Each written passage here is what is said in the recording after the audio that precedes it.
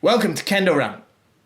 Okay, so it's been a while since I last put up a video. Sorry about that. I've been away in Serbia at the European Kendo Championships, which is exactly what I'm going to be talking about today. There's images about it behind me, as you can probably see. But before we crack on with that, I've got a few questions as well. I've got to say, don't forget to shop at KendoStar.com. You know it's the best place to shop. You should be shopping there by now. But if you haven't tried us yet, get with the program, KendoStar.com. That's my website, and that obviously is what helps to support the channel, of course, keep the lights on, feed my kids, all that sort of thing. So get to KendoStar.com.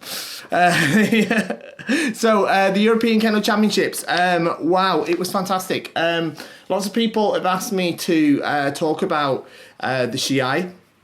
There's been quite a few comments on the Kendo Show Early Access group.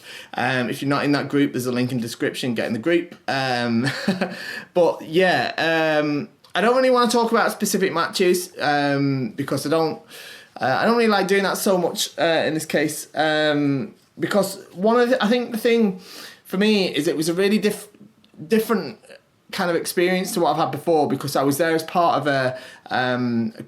the sort of coaching team for the British team. I was the assistant coach for our team, and it was a whole new experience for me in a good way. It was really, really, really great. Lots of things that were just absolutely amazing. But yeah, I mean, if we're going to talk about the actual Shiai, of course, the results were the results.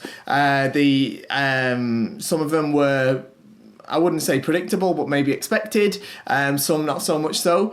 I think what I'd say is it was great to see the level of junior Kendo in Europe raising so much so quickly. For those that don't know, there is a junior category of the European Championships, which is for youngsters between the ages of 15 and 17. And it's mixed gender. It's both boys and girls are both in that division together, and it was just it was really great to see the kids doing so well. I was very happy that one of our individual competitors was able to take second place in the individuals as well, which is fantastic. He did super well, and for the teams, I think it was the same thing that kind of echoed across the board, really. What amazing fighting spirit from certainly the teams that did the best. That sort of desire, that fire burning inside them to win is really what took them past their rivals. And I'd say that was the case for the entire tournament, really. The actual level of the competitors, the actual skill level, I should say.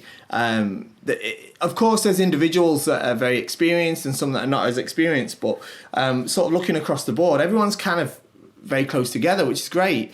And you know, the ones that kind of break through seem to be the ones that have something burning in them that, you know, maybe it's just that day, that weekend or whatever, but that's kind of taken them above and beyond what they might normally be capable of in some cases. And yeah, it was just great to see, because you had across the board, every match was really like evenly fought and hard fought. There weren't many matches that were over quickly. Everybody was fighting hard, you know, and doing their best. And another testament to that really was probably the men's, particularly in the men's team tournament, though to some extent in the women's as well. There was an awful lot of daihyosen. Daihyosen is when the scores are even and each team sends out a representative fighter to do ippon shobu to decide the winner. And there was an awful lot of that over the weekend, which is great. Again, it just shows how close everybody is. Everybody's in terms of their abilities, and how it's really anyone's game. Which I just think is brilliant. I think it's great for the level of Kendo as a whole in Europe and in the West. So have very good positive sort of impressions as well from the Japanese sensei that were visiting from the All Japan Kendo Federation. They seemed very impressed and very sort of positive about the whole thing. It was a fantastically organized event. The event itself ran so smoothly. Obviously, that's down to the hard work and dedication of the event organisers and everybody that helps out and volunteers to make it happen.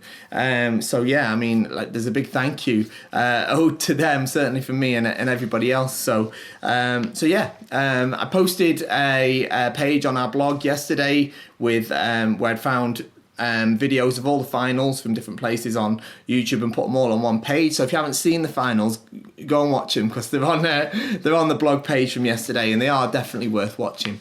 So yeah, that pretty much ties up my thoughts on it. I've only got a couple of questions today, because I've got quite a lot of catching up to do since I've been away, but I do want to kind of get through these. These are all questions that have actually been sent to me privately, so I want to answer these, and then I'll do my best to maybe put up another video tomorrow. Not promising, but I'll try. Where I know that we've got questions on YouTube and in the early access group as well that need getting to, so I'll try and do that as well. Okay, so first one, it's quite a long question, but I am quite eager to answer it. It says, as someone who takes Kendo and its ethos seriously, I get bothered by the sight of some Kendoka wearing Hakama with almost half a book of embroidery written on the back. Most of these seem to be listing the world and or European championships that they've attended. It gives me the impression that people who do this almost seem to be boasting about their achievements and try to outwardly imply that they are better or stronger than others. I was always of the impression that etiquette was a desirable quality to have, and that to see this type of behaviour, which is not only bad etiquette but also lack of makoto, or modesty, one of the 5 pleats of the Hakama.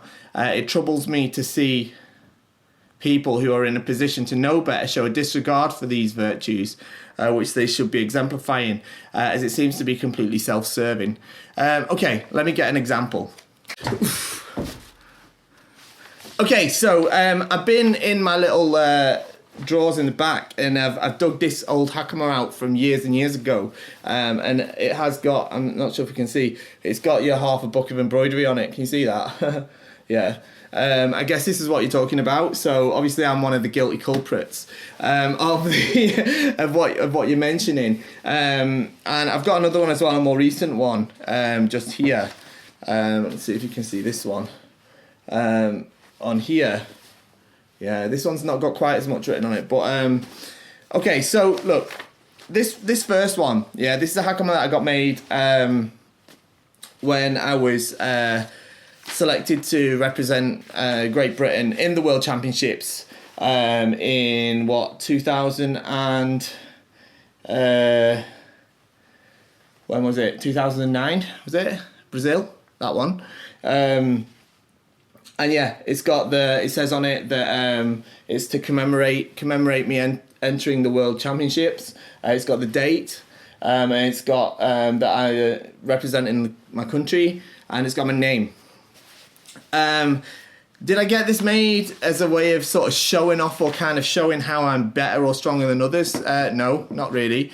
I certainly didn't. If we take a look at the other one that I've got, this is a different kind of example. This is probably the more common type of one you see, especially in Japan actually. This one literally just says my name, and it has the suffix sensei actually, which is something I'd never put on a Hakama that I'd made myself. But the next line actually has the name and the dojo of one of the senseis that I used to teach Kendo with in Japan, and it has a thing saying that it was a gift from him. So when I decided to move over to the UK, he had this Hakama made for me as a present, and had this embroidery written on it. So as a kind of commemorative thing.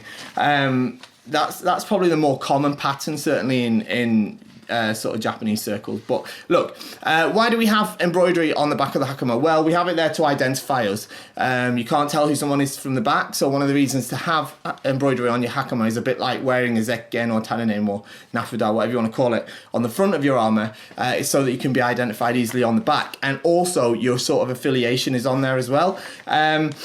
Now, the first Hakama that I showed, and what you're talking about in this question about the like entering the World Championships, yeah, it's like a commemorative thing, and I did it as a way of commemorating the achievement that I've made.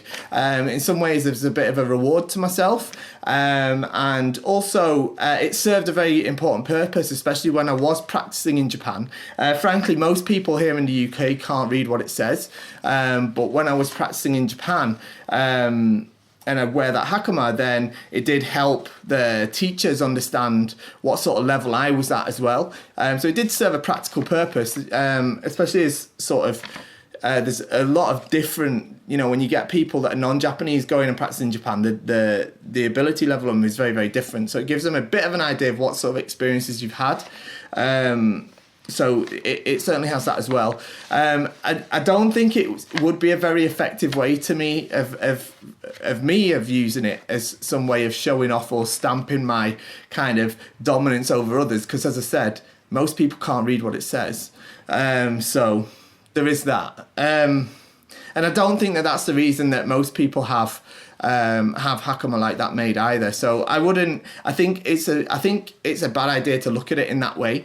One thing I do want to pick up on though, you mentioned the 5 pleats of the Hakama, which is called Gorin Gojo, yeah, and I printed off a little diagram about it actually, so I can talk to you about it. So what this is about is, I'm not sure if you can see, but I can't really show it properly, but there's 5 pleats on the front of the Hakama, and each of these are assigned a particular quality that comes from sort of, it's a mixture of kind of classical Budo studies and also like Confucianism, and each one is there to represent like a particular aspect of your character that's considered to be desirable. Now they are, number 1 is Jin, which is benevolence or kindness. 2 is Gi, which is morality or justice. 3 is Rei, which is the same Rei that we use in Kendo all the time. It means manners or etiquette. Number 4 is Chi, which is wisdom. And number 5 is Shin, which means honesty.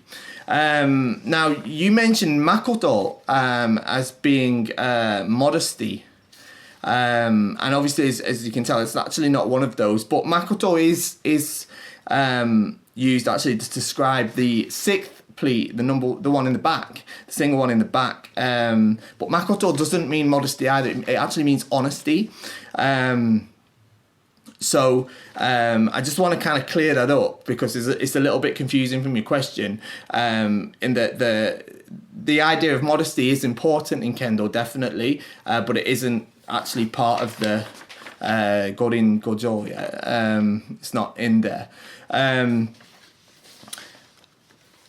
So yeah, I kind of just want to pick up on that. And also, like I say, I think there is something to be had from it though, in the first one, benevolence, Jin. I think we should try and approach everybody with that feeling. So, you know, if you feel like somebody has that on there, like that sort of embroidery on there, and you find it a bit annoying, then try to be a little bit more kind about how you approach the feeling towards them, and recognize that, you know, they've obviously achieved something that they wish to commemorate, and you know, I don't think you have to look at it as them trying to assert that they're stronger than anybody else, because I really don't think that it comes from that place. Okay, so that's that. Next one. I've got a question for the next video. What about Kendo and gym? What muscle groups should you focus on when you go to the gym? Okay, so I'm definitely not the correct person to ask about this, because I'm no expert at all. But all I'd say is, one, you definitely want to make sure you're doing cardio. Make sure you're doing that, and I'd be doing my best to kind of work out your whole body. you don't want to work on one specific area only or something like that. I guess if there was anything for me when I was sort of hitting the gym hard, when I was really competing, if there was anything I was focusing on, it was probably my calves and my lower body more than anything, but also potentially my wrist strength, forearm strength, stuff like that. But certainly the lower body is what I'd be looking at. And like I say, definitely hitting the cardio. So that, because if you're especially if you're a serious competitor and you're kind of competing at top level tournaments where you could end up in very, very long and tiring matches. Okay, last one. I had a question maybe for another one of your videos. What do you think about spinning zanshin for do? The one you see typically at university level shiai, where the guy seems to use the momentum of the twist of his hips to spin and regain eye contact with the opponent. Seems to me like a very effective type of zanshin for do, as you regain eye contact quite fast and you use the momentum you create to help you do zanshin. Okay, so what you're talking about is when somebody hits do and they spin 360 degrees around the door like this, and then to end up facing the opponent again. I don't like it. I think it looks stupid. It's best not to do it. I don't think it's the most effective or efficient way to regain your eye contact with the opponent. If you have good footwork, you shouldn't be going this way. You should be going this way anyway, not this way. So I think it stems from a footwork issue as well. And yeah, you should hit do and turn around on the side that you pass them on, just like you do when you do men or kote men. Because it is faster if your footwork's correct, and it's more efficient, and it doesn't look stupid. So yeah, that's where I stand on that. That's it for today. Like I say, I will do my best to put out another video tomorrow, so that I can catch up on the questions that I've missed in today's episode. Don't forget to shop at KendoStar.com. Did I say that at the start? I think I did. KendoStar.com is the brilliant Kendo website that I run. It's the best equipment company in the world, if you ask me. So yeah, go and shop at KendoStar.com. Like, share, subscribe, all that sort of thing. And join the Kendo Show Early Access group. There's a link in the description. Thanks a lot for watching, and I'll see you all next time.